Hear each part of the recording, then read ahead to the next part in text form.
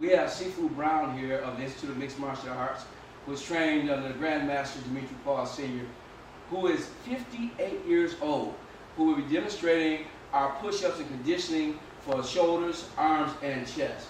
The first exercise he's going to do is an in-close push-up, which is demonstrating hands together. He'll go down, down, and up, down, and up. The next one, as he does this, he'll do 10. He'll move his hands out. He goes a little bit further out. He'll go down, and then up. Each exercise is showing another part of the muscle being developed. The in-close works your cleavage, the middle part.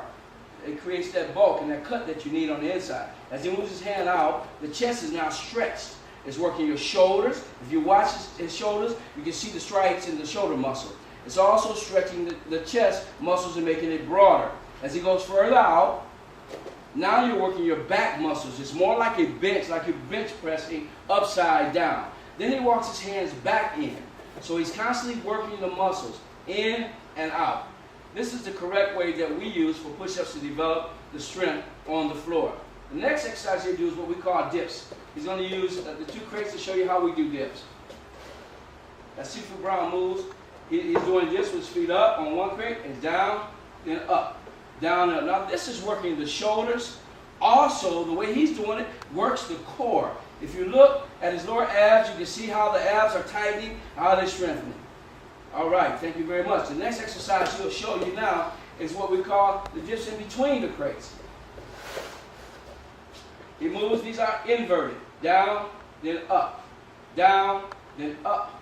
Down, then up. This is working shoulders, back, chest. And if you watch closely, you can see the muscles in the shoulders as they stride. All right, the next one he'll show you is called decline.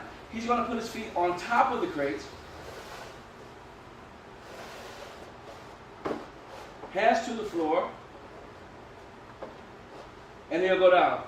These works the top part of the chest and it strengthens. The higher your feet elevated, the more that it affects the top part of your chest. These are exercises that we do to continue to strengthen the arms, shoulders, the triceps, and chest. Thank you very much, Seafood Brown. Thank you. Now Seafood Brown is demonstrating jump rope. Jump rope is important. It's a part of our cardio training. You notice that in the past we showed you plyometrics. That also was cardio and stamina strengthening. But here we find jumping rope is what strengthens us and keeps our cardio up, because in MMA you have to have good cardio and stamina. You should always jump rope. You should get in the habit of jumping rounds. At least you should start off as a beginner, jumping at least 1 minute per round. Then as you get better, you increase by the minute, so you're able to jump a full round of 3 to 5 minutes. Thank you, Seafood Brown.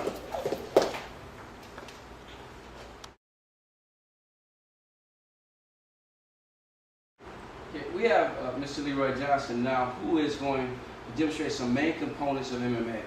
The components of MMA are constructed with major ground technique. One of the first and foremost parts that's necessary to be an excellent MMA practitioner is first that you have to understand wrestling, you have to understand judo, jiu-jitsu, and grappling. These things all come together in the ground game in MMA. Mr. Johnson is about to demonstrate to you some of the beginning aspects of wrestling. First, we'll begin with the basic wrestling stance. Now in wrestling, there are two types of stances.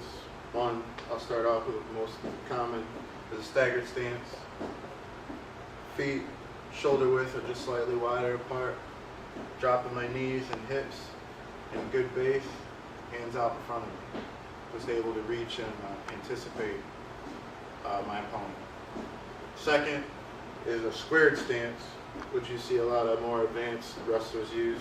Your feet will be completely even, but at the same time, dropping my hips, knees bent, good solid base, hands up. These two stances they showed you are the basic building blocks for wrestlers. In the same token, in MMA, you have your fighting stance. And our fighting stance is important. You have to be able to operate from your fighting stance, but at times you'll find yourself moved into your wrestling stance. He will show you and demonstrate now our fighting stance for MMA. If you notice that he has his lead leg front, his knees are bent, his lead hand is up, his back heel is slightly lifted. This is called a boxing stance. But from this stance, he has mobility. He's able to move backwards. He's able to move side to side. He's able to move anywhere without obstructing his ability to move forward quickly or to retreat quickly. The most important thing is to realize that hands must always be up. And usually in our stance, we have our hands up and our hands focused toward our opponent. So everything coming has to pass the gate. If you notice, his lead hand is extended slightly away from his body. Most MMA fighters keep their hands in close.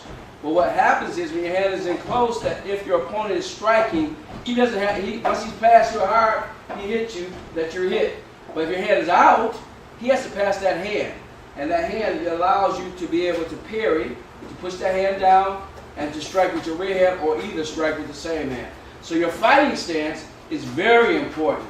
It is your base and the fundamental building block of becoming an excellent MMA artist. Thank you.